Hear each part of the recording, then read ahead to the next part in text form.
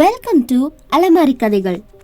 நம்ம சாதாரணமாக தண்ணி குடிக்கும் போது அதில் கிருமிகள் இருந்துச்சுன்னா கூட அது உடலோட எதிர்ப்பு சக்தியை அதிகரிக்கும்.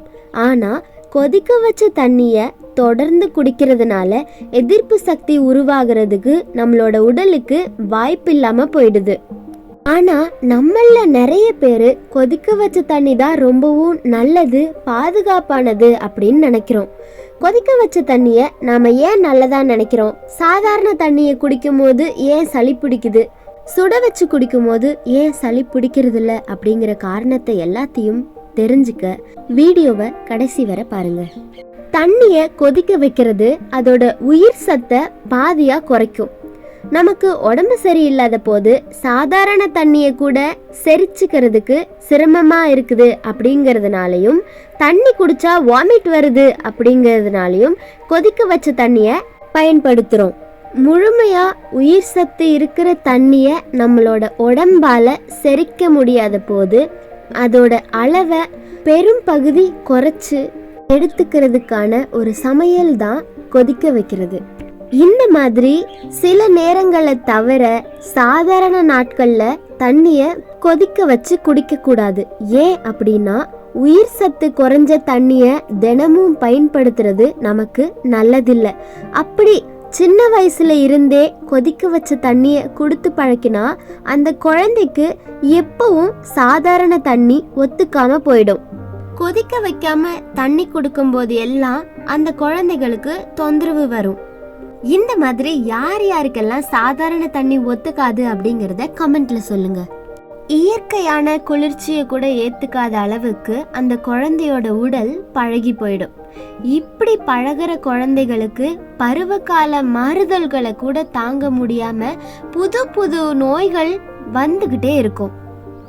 கொதிக்க வைக்காத சாதாரண தண்ணி தான் சிறந்தது, உயிர் சத்து மிக்கதும் கூட.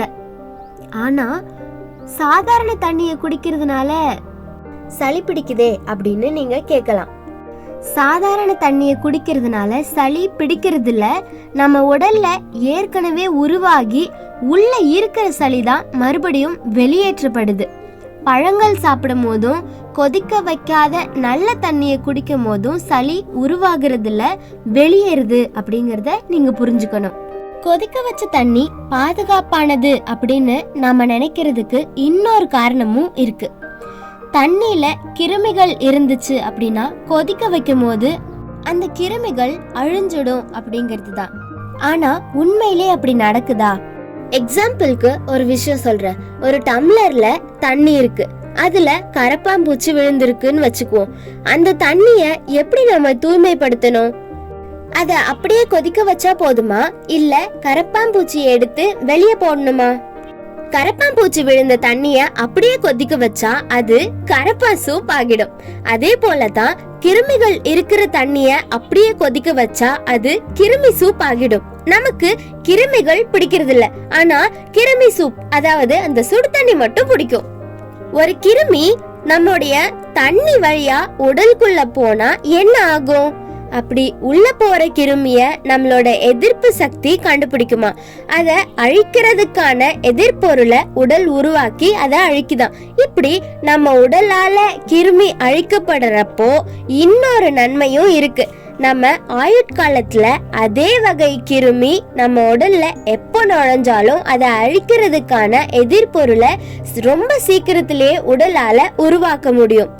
ஏன்னா ஒரு முறை உடல் ஒரு கிருமியை எதிர்க்கிறதுக்கு அந்த எதிர்ப்பு சக்தியை உருவாக்க பழகிடுச்சு அப்படின்னா அடுத்தடுத்த முறை அந்த கிருமி உள்ள நுழையும் போது ரொம்ப சீக்கிரத்திலேயே அதை எதிர்க்கிறதுக்கான எதிர்ப்பு சக்தியை நம்ம உடம்பால உருவாக்கிட முடியும்.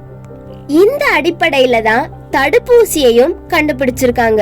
தடுப்பூசி மருந்துல நம்மளுக்கு நோயை ஏற்படுத்துற அந்த கிருமி தான் இருக்கு. ஒரு தடுப்பூசி மூலம் கிருமிய நம்ம உடலுக்குள்ள ஏத்தி விட்டா அதே வகை கிருமிய நம்மளோட உடல் சீக்கிரம் அடையாளம் கண்டு அதை எதிர்த்து போராடும். தடுப்பூசிகளால ஏற்படுற பின்விளைவுகளுக்கு கிருமி காரணம் கிடையாது. அந்த கிருமி அழிஞ்சிடாம அதை அப்படியே தடுப்பூசிக்குள்ள ப்ரிசர்வ் பண்றதுக்காக கலக்கப்படுற ரசாயனம், அதாவது கெமிக்கல்ஸ் தான் காரணம். நம்ம சாதாரண தண்ணியை குடிக்கும் போது அதுல கிருமிகள் இருந்துச்சுன்னா கூட அது உடலோட எதிர்ப்பு சக்தியை இன்னும் அதிகரிக்கும். ஆனா கொதிக்க வைக்கும் போது தண்ணியோட உயிர் சக்தி குறைஞ்சு போயிடுது. அதே போல கொதிக்க வைக்கும் போது கிருமிகள் இறந்து போயிடுது. அப்போ அந்த கிருமிகளோட இறந்த உடல் தண்ணியிலே இருக்கும் தானே. அப்போ செத்து போன கிருமிகள் அந்த தண்ணியில இருக்கும் போது அந்த செத்து போன உடல்களுக்கு ஏத்த எதிர்ப்பு சக்தியை தானே நம்மளோட பாடி உருவாக்கும். செத்து போன உடல்களுக்கான எதிர்ப்பு சக்தியை மட்டும் உருவாக்கும் போது ரொம்ப கம்மியான எதிர்ப்பு சக்தி மட்டும் தான் நம்மளோட பாடியில உருவாகுது.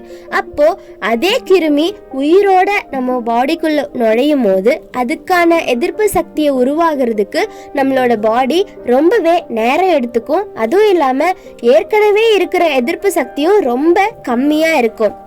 இப்ப என்னதாம்மா சொல்ல வர அப்படின்னு என்ன கேட்டா, சாதாரணமான நிலையில உயிர் சத்து இருக்கிற தண்ணியை குடிக்கிறதே நல்லது அப்படின்னு சொல்றேன்.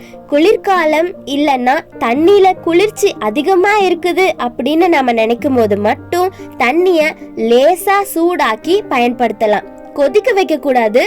சுடு தண்ணியில குளிர்ச்சி குறைவா இருக்கும். ஆனா கொதிக்கப்பட்ட நீர்ல உயிர் சத்து குறைவா இருக்கும். நமக்கு உயிர் சத்து ரொம்ப முக்கியம். அதனால தண்ணியில குளிர்ச்சி அதிகமா இருக்கும் போது லேசா சுட வச்சு குடிங்க.